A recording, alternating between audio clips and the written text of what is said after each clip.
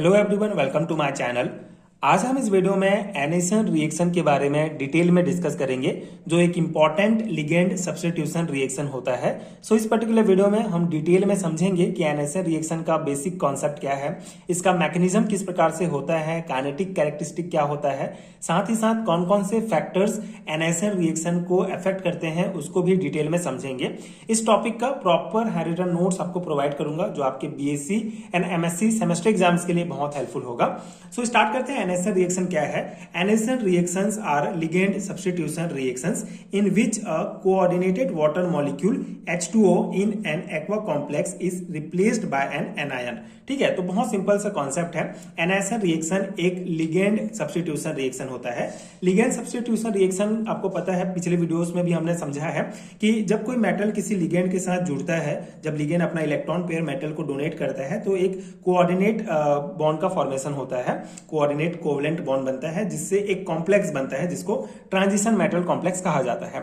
सो ये जो लिगेंड इस मेटल के साथ जुड़ा हुआ है, इस लिगेंड को अगर कोई दूसरा लिगेंड रिप्लेस कर देता है, जैसे मान लेते हैं ये लिगेंड फर्स्ट जो है इस मेटल के साथ जुड़ा है, तो लिगेंड 2 अगर इस लिगेंड फर्स्ट को रिप्लेस कर देगा और मेटल के साथ जुड़कर एक बॉन्ड बना लेगा और कॉम्प्लेक्स बनाएगा, तो इसको कहा जाता है लिगेंड सब्स्टिट्यूशन। मतलब कि एक लिगेंड जो है दूसरे लिगेंड को सब्स्टिट्यूट कर देता है, उसके जगह पर आ जाता है। तो ये हमारा बेसिक कॉन्सेप्ट है लिगेंड सब्स्टिट्यूशन रिएक्शन का। सो एनेसन रिएक्शन भी इसी प्रकार का एक लिगेंड सब्स्टिट्यूशन रिएक्शन होता है, जहां पे जो एक्वा कॉम्प्लेक्स होता है, जिसमें वाटर मॉलिक्यूल जो होगा, कोऑर्डिनेटेड वाटर मॉलिक्यूल होगा, उसको एनायन के द्वारा रिप्लेस किया जाता है। ठीक है, तो इसीलिए इसको एनेसन रिएक्शन कहा जाता है। तो एक एनायन के द्वारा, जो एक लिगेंड है उसके द्वारा अगर वाटर मॉलिक्यूल को किसी कॉम्प्लेक्स से हटाया जाएगा, उसको रिप्लेस किया जाएगा, तो उस रिएक्शन को एनेसन रिएक्शन कहा जाता है। एक्वा कॉम्प्लेक्स बेसिकली ऐसा कॉम्प्लेक्स जिसमें वाटर लिगेंड जो है प्रेजेंट होता है। तो वहां पे जो ऐसे जो कोऑर्डिनेटेड कॉम्प्लेक्स होते हैं जिसमें water molecule as a ligand present होता है, उसको एनायन X- के द्वारा रिप्लेस किया जाता है। तो ऐसे लिगेंड सब्स्टिट्यूशन रिएक्शन को एनेसन रिएक्शन कहा जाता है। ठीक है, ये बेसिक कॉन्सेप्ट है। यहाँ पे एग्जांपल आप देख सकते हैं, ये हम एक एग्जांपल लेंगे। ये हमारा एक कोऑर्डिनेट कॉम्प्लेक्स है, जहां पे आप देख सकते हैं कि ये कोबाल्ट जो है हमारा, कोबाल्ट 3+ जो है हमारा सेंट्रल मेटल आयन है। तो इसके साथ जो है 6 लिगेंड जुड़े हुए हैं। 5 लिगेंड अमोनिया है NH3 के, और 1 लिगेंड जो है H2O है, H2O। ठीक है, तो इस प्रकार से 6 लिगेंड है, मतलब ऑक्टाहेड्रल कॉम्प्लेक्स ये बना हुआ है।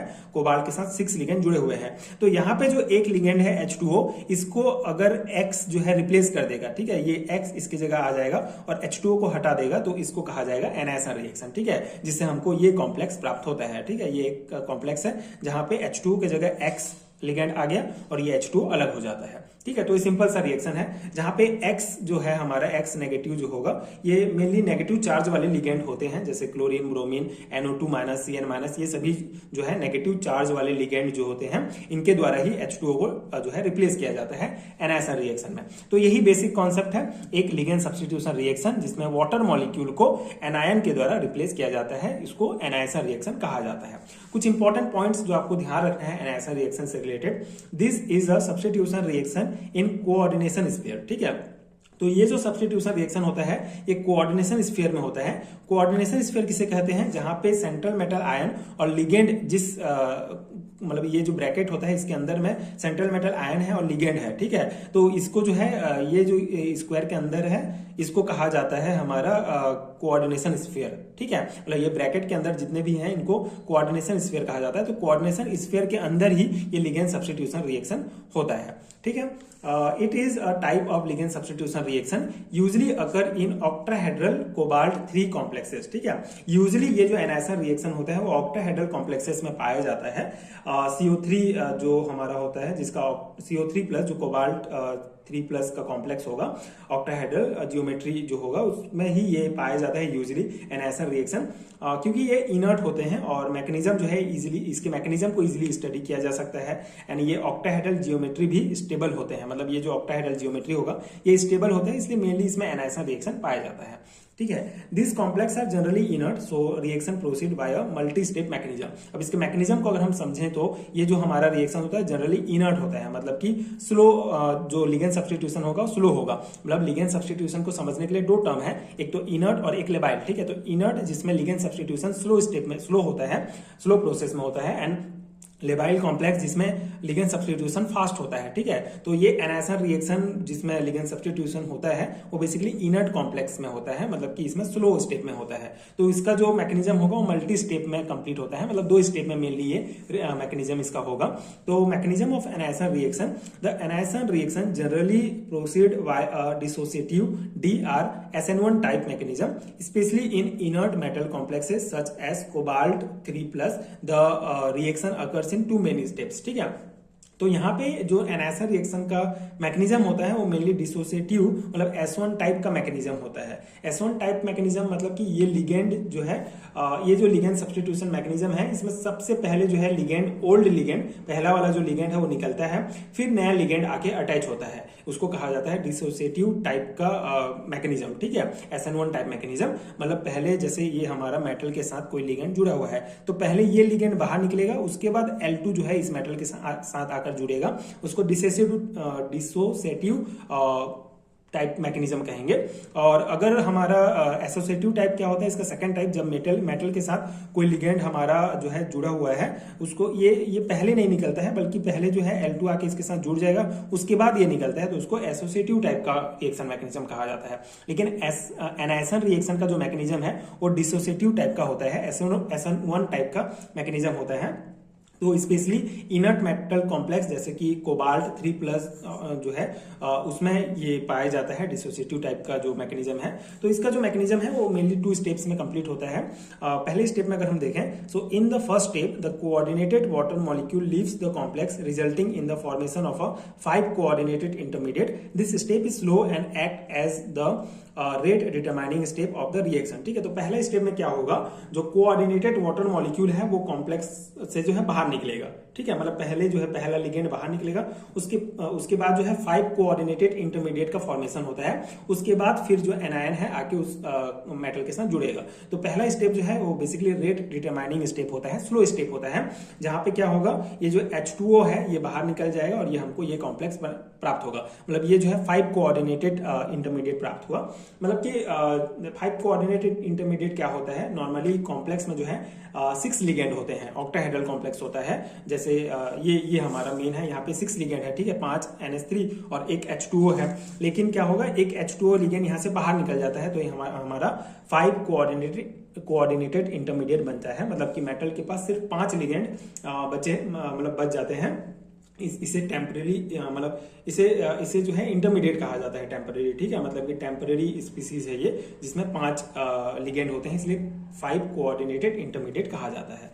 तो पहला स्टेप में क्या होगा, ये H2O बाहर निकल जाएगा और हमको ये इंटरमीडिएट प्राप्त होगा। अब सेकंड स्टेप में क्या होता है, in the second step the incoming anion rapidly coordinate to the metal centre forming a substituted complex, ठीक है। तो सेकंड स्टेप में जो इनकमिंग हमारा जो एनायन है X- जो है ये जो है मेटल सेंटर मेटल एटम के साथ कोऑर्डिनेट हो जाता है और हमको एक जो है नया सब्स्टिट्यूटेड कॉम्प्लेक्स प्राप्त हो जाता है। मतलब यहाँ पे H2O की जगह आप देख सकते हैं X आके जुड़ जाता है। तो ये सिंपल सा इसका मैकेनिज्म है।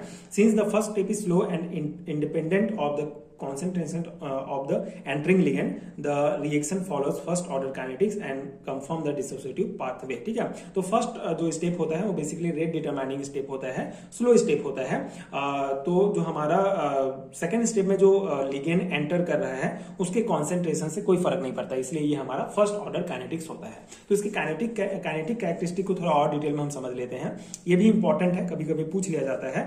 ऑब्जेक्टिव टाइप क्वेश्चंस में भी यहाँ से कॉन्सेप्ट आ सकते हैं, तो आपको ये ध्यान रखना है। The rate of annihilation reaction depends only on the concentration of the complex and is independent of the concentration of the incoming anion, ठीक है। तो कॉन्सेप्ट क्या है कि एनायसन का जो रेट है वो कॉम्प्लेक्स के कॉन्सेंट्रेशन पर डिपेंड करता है, इनकमिंग लिगेंड के कॉन्सेंट्रेशन से कोई मतलब नहीं होता है, ठीक है। इसलिए रेट लॉ को जो है हम इस प्रकार से लिख सकते हैं, as the rate law can be express as rate equal to K complex, ठीक है। तो कॉन्सेप्ट आपको समझ में आ गया कि एनायसन रिएक्शन में जो रेट होता है वो कॉम्प्लेक्स के कॉन्सेंट्रेशन पर डिपेंड करता है इनकमिंग लिगेंड की कॉन्सेंट्रेशन से कोई मतलब नहीं होता है, ठीक है। इसलिए रेट लॉ को हम इस प्रकार से लिख सकते हैं, rate law equal to K complex, ठीक है, जहां पे के हमारा क्या है, कांस्टेंट है, रेट कांस्टेंट है। This support the SN1 type mechanism where bond breaking occurs prior to bond formation, ठीक है। तो ये जो है हमारा SN1 टाइप मैकेनिज्म में ये रेट हमको प्राप्त होता है। इसमें बेसिकली जो बॉन्ड ब्रेकिंग होता है अगर प्रायर टू बॉन्ड फॉर्मेशन, ठीक है। इसका मतलब है कि जो फर्स्ट स्टेप होता है जहां पे बॉन्ड ब्रेक होता है वो ज्यादा इंपॉर्टेंट होता है, वो रेट डिटरमाइनिंग स्टेप होता है, ठीक है। तो ये हमारा काइनेटिक्स हो गया। अब हम देख लेते हैं कि कौन कौन से फैक्टर्स एनायसन रिएक्शंस को अफेक्ट करते हैं।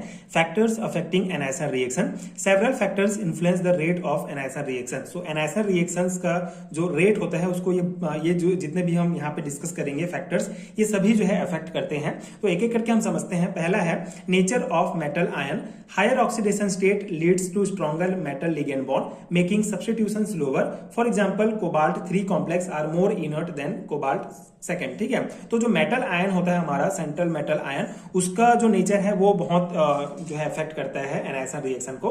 अगर हमारा हायर ऑक्सीडेशन स्टेट होगा, जैसे कोबाल्ट में 3 ऑक्सीडेशन स्टेट है, तो इस कोबाल्ट में 3 ऑक्सीडेशन स्टेट का मतलब ये है कि ये जो मेटल और लिगेंड के बीच बॉन्ड बनेगा ये स्ट्रांग बनेगा। तो जितना ज्यादा ऑक्सीडेशन नंबर होगा उतना ज्यादा जो है मेटल और लिगेंड के बीच बॉन्ड स्ट्रांग होगा और एंड उतना ज्यादा कठिन होगा इस लिगेंड को सब्स्टिट्यूट करना, बाहर निकालना। इसीलिए अगर जो है हमारा ऑक्सीडेशन नंबर मेटल आयन का ज्यादा होता है तो स्ट्रॉन्ग मेटल लिगेंड बॉन्ड होता है, जिससे कॉम्प्लेक्स जो है ज्यादा इनर्ट होता है। जैसे एग्जांपल में कोबाल्ट 3 का जो कॉम्प्लेक्स है वो ज्यादा इनर्ट है कोबाल्ट सेकंड की तुलना में, ठीक है। तो जितना ज्यादा ऑक्सीडेशन नंबर उतना ज्यादा स्ट्रॉन्ग बॉन्ड एंड उतना ज्यादा इनर्ट कॉम्प्लेक्स, ठीक है। तो ये हमारा एक इंपॉर्टेंट फैक्टर्स है, मतलब मेटल आयन का जो नेचर है वो भी अफेक्ट करता है एनायसन रिएक्शन को। सेकेंड है हमारा nature of leaving group. So the ease with which water can leave the coordination sphere affect the rate, better leaving group increase the rate of reaction, ठीक है। लिविंग ग्रुप जो होता है का जो नेचर है वो भी अफेक्ट करता है। जैसे हमारा मतलब जैसे एनायसन रिएक्शन में क्या होता है, H2O जो है एज अ लिविंग ग्रुप होता है, मतलब वो जो है उसको जो है रिप्लेस किया जाता है दूसरे लिगेंड के द्वारा। तो यहाँ पे कॉन्सेप्ट क्या है कि जितनी आसानी से H2O वाटर लिगेंड कॉम्प्लेक्स से बाहर निकलेगा उतनी ही फास्ट रिएक्शन होता है, ठीक है। तो ये भी जो है रेट ऑफ रिएक्शन को इंक्रीज करता है लिविंग ग्रुप का नेचर, ठीक है। जितनी आसानी से H2O बाहर निकलेगा वो फिर रेट जो है फास्ट होता है। थर्ड है हमारा nature of entering ligand. So although the incoming anion participate in the fast step, strong nucleophile can stabilize the transition state and slightly influence the rate, ठीक है। अब जो एंटरिंग लिगेंड होता है उसका नेचर भी अफेक्ट करता है। जैसे एनायसन रिएक्शन का जो मैकेनिज्म है वो बेसिकली डिसोसिएटिव SN1 टाइप का मैकेनिज्म होता है। तो इसमें क्या होता है, जो स्लो स्टेप होगा उससे जो स्लो स्टेप होता है फर्स्ट स्टेप उसमें H2O निकलता है एंड फास्ट स्टेप जो होता है उसमें X जो एनायन है हमारा वो अटैच होता है, ठीक है। तो डिसोसिएटिव टाइप का जो SN1 मैकेनिज्म होता है तो उसमें सेकेंड स्टेप में X जो है एनायन अटैच होता है। तो जो रेट होता है सिर्फ स्लो स्टेप पर डिपेंड करता है, ठीक है। जैसे जो फर्स्ट स्टेप होता है मतलब कि X का जो है इफेक्ट नहीं होता है, जो एंटरिंग लिगेंड होता है X नेगेटिव, इसका कोई इफेक्ट नहीं होता है हमारे रेट पर। लेकिन अगर ये जो हमारा X जो न्यूक्लियोफाइल है X नेगेटिव है एनायन है, अगर ये स्ट्रांग होगा तो रिएक्शन को फास्ट कर देता है, मतलब रिएक्शन का जो रेट है वो थोड़ा सा इन्फ्लुएंस हो जाता है, ठीक है। तो कॉन्सेप्ट वही है कि डिसोसिएटिव टाइप का मैकेनिज्म होने के कारण स्लो स्टेप जो होता है जहां से जिसमें फर्स्ट स्टेप में जहां पे H2O बाहर निकलता है वही मेन होता है, वही रेट डिटरमाइनिंग स्टेप होता है। लेकिन अगर ये हमारा जो सेकंड स्टेप में जो X जो माइनस जो न्यूक्लियोफाइल अटैच हो रहा है, अगर वो स्ट्रॉन्ग न्यूक्लियोफाइल होगा तो भी इन्फ्लुएंस होता है रेट, ठीक है, थोड़ा सा बढ़ जाता है। तो ये हमारा एंटरिंग लिगेंड का के नेचर का इफेक्ट है। फोर्थ है ligand field stabilisation energy LFSE, ठीक है। तो LFSE क्या होता है, बेसिकली जब लिगेंड मेटल के पास आते हैं, ठीक है, जब लिगेंड मेटल के पास आते हैं तो डी ऑर्बिटल स्प्लिट्स हो जाते हैं और इलेक्ट्रॉन लो एनर्जी ऑर्बिटल में जाकर जो एक्स्ट्रा स्टेबिलिटी मतलब लो एनर्जी लेवल में जाकर जो है एक्स्ट्रा स्टेबिलिटी देते हैं, इसको ही LFSE कहा जाता है, ठीक है, लिगेंड फील्ड स्टेबलाइजेशन एनर्जी कहा जाता है। तो अगर LFSE जो है अगर हाई होता है, ठीक है। हाई LFSE मतलब जो एनर्जी होगा हमारा लिगेंड फील्ड स्टेबलाइजेशन एनर्जी अगर हाई होता है मतलब कि कॉम्प्लेक्स बहुत ज्यादा स्टेबल होगा। तो जब कॉम्प्लेक्स स्टेबल होगा तो लिगेंड को निकालना मुश्किल होता है, ठीक है, लिगेंड को सब्स्टिट्यूट करना मुश्किल होता है, जिससे सब्स्टिट्यूशन रिएक्शन जो है वो स्लो होता है, मतलब कि कॉम्प्लेक्स इनर्ट ज्यादा हो जाता है। तो इसीलिए लिगेंड फील्ड स्टेबलाइजेशन एनर्जी भी जो हमारा एनायसन रिएक्शन है एनायसन रिएक्शन का जो रेट है उसको अफेक्ट करता है। फिफ्थ है हमारा स्टेरिक इफेक्ट। स्टेरिक इफेक्ट मतलब क्या होता है कि साइज का इफेक्ट है ना मेनली। सो बल्कि ligand around the metal centre hinder the approach of incoming ligand and slow down the reaction. तो स्टेरिक इफेक्ट का कॉन्सेप्ट क्या है कि जब लिगेंड बेसिकली जब मेटल के साथ जो लिगेंड जुड़े होते हैं, अगर ये लिगेंड का साइज बड़ा होता है, जब लिगेंड बड़े होते हैं तो मेटल के आसपास ज्यादा जगह घेर लेते हैं, जिससे जो इनकमिंग लिगेंड होता है, जो लिगेंड इसको सब्स्टिट्यूट करने वाला है, वो सेंट्रल मेटल को जो है इजिली अप्रोच नहीं कर सकता है, मतलब थोड़ा डिफिकल्ट होता है मेटल के साथ जुड़ने के लिए जब इसका साइज बड़ा होगा। तो इस कारण जो सब्स्टिट्यूशन रिएक्शन है वो थोड़ा सा स्लो हो जाता है। तो इस प्रकार से स्टेरिक इफेक्ट भी जो है एनायसन रिएक्शन के रेट को इन्फ्लुएंस करता है। तो ये 5 हमारे फैक्टर्स हैं जो अफेक्ट करते हैं एनायसन रिएक्शंस को। सिंपल से हैं, एक दो बार आप कॉन्सेप्ट समझ लेंगे तो इजीली आप इसको अपने एग्जाम में लिख सकते हैं। बाकी ये नोट्स आपके सेमेस्टर एग्जाम्स के पर्सपेक्टिव से मैंने प्रोवाइड किया है। आई होप कि आपको समझ में आ गया होगा कॉन्सेप्ट, एंड ये नोट्स आपके एग्जाम प्रिपरेशन के लिए हेल्पफुल रहा होगा। ये पर्टिकुलर टॉपिक आपको ट्रांजिशन मेटल कॉम्प्लेक्सेस यूनिट में देखने को मिलेगा। अगर आपको इनऑर्गेनिक केमिस्ट्री के इस यूनिट का कंप्लीट हैंडरिटन नोट चाहिए, इन सभी टॉपिक्स का कंप्लीट नोट्स आपको पीडीएफ में मिल जाएगा, जिस पीडीएफ का लिंक आपको नीचे डिस्क्रिप्शन बॉक्स में मिल जाएगा। तो आप डिस्क्रिप्शन बॉक्स चेक कर सकते हैं पेड हैंडरिटन नोट्स के लिए। एंड अगर ये वीडियो हेल्पफुल रहा हो तो आगे की वीडियोस देखने के लिए आप चैनल के साथ जुड़े रहिए। एंड साथ ही साथ अगर आपको इस चैप्टर का, इस यूनिट का सभी वीडियोस देखना है तो उसके प्लेलिस्ट का लिंक भी आपको डिस्क्रिप्शन बॉक्स में मिल जाएगा। Thank you so much for watching.